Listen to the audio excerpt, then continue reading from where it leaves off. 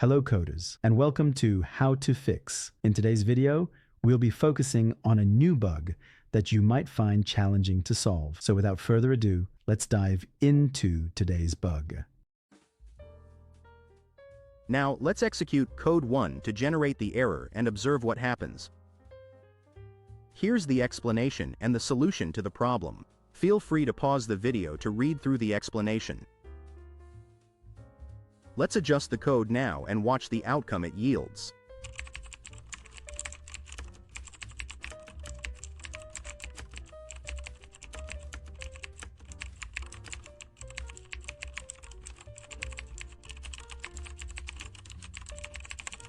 And there you have it. The code executes flawlessly and our output matches our expectations. No more error. That's all for today's session. If you found this guide beneficial, please like the video and join our channel for more how to fix coding videos. Always stay eager, continue your learning journey, and enjoy your coding experience.